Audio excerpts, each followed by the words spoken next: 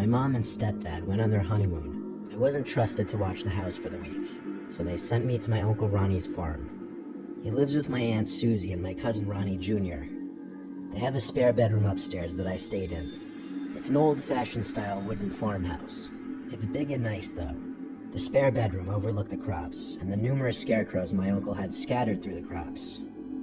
This was in mid-October a few years ago, and my uncle was mid-harvesting his corn at this time of the month. He asked for my and Junior's help. Weirdly, it wasn't tedious work, like I kind of enjoyed doing it. He wasn't using his combine. Instead, we were just hand-picking a bunch of corn. I had this little rolling basket-like thing that I was supposed to fill up. I admired the 3 scarecrows he had. They looked like he put a lot of work into them. They had sweatpants on and varying flannels, along with straw hats over their heads. When we were done picking the corn, I asked Uncle Ronnie how long it took to make those. He said a few hours at most, and he said they really do the trick keeping the crows away for the most part. That night after dinner, I played video games and smoked weed with Junior for a little bit. Then I just went to the guest room to do whatever on my laptop. Next thing I knew, a rock or something hit the window. It scared me for sure, as there's no way that wasn't intentional. I didn't want to go look out the window to check though. I just closed my laptop screen so there would be total darkness in the room. I crossed my fingers it wouldn't happen again, but when a second rock hit the window, my heart felt like it dropped out of an airplane. The room was still completely dark, so I gave it a minute before getting up to peek out the window.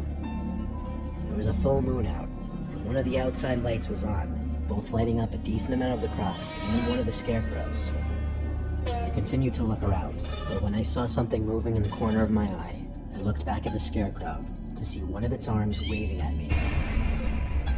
No, surely I was hallucinating. The waving stopped, and the arm moved back down to its side. I shut the blind and wanted to throw up. I ran to Junior's room and opened the door, but by this point in the night, he was already asleep. I closed his door and checked downstairs for my aunt and uncle, but all the lights were off downstairs, so I checked their bedroom, and they too were both asleep.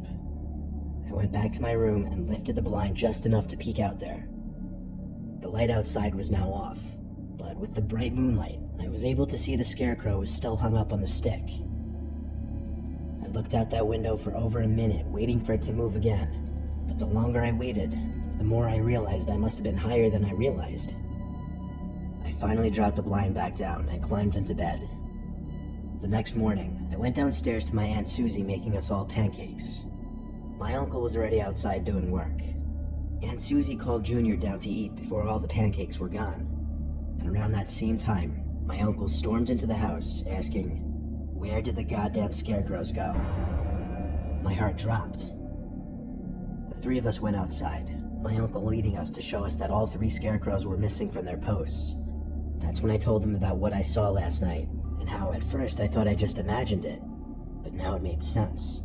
The nightmarish realization hit me that somebody did in fact throw rocks in my window. They did see me looking out, and someone was posing as a scarecrow. That night when we were all sleeping, the doorbell rang continuously at like 1 or 2 in the morning. I heard my uncle and Junior yelling in the hallway and running down the stairs, so I followed. When he opened the front door, the 3 scarecrows were posted up right in front of the porch, all with red paint stains covering them, mimicking blood. My uncle called the police and turned on all the outside lights on the property. The police, as well as my uncle, chalked it up to some stupid early Halloween prank by a bunch of immature kids. But the possibility that it wasn't, and that it may have been a much more hostile motive behind this, is what really freaked me out.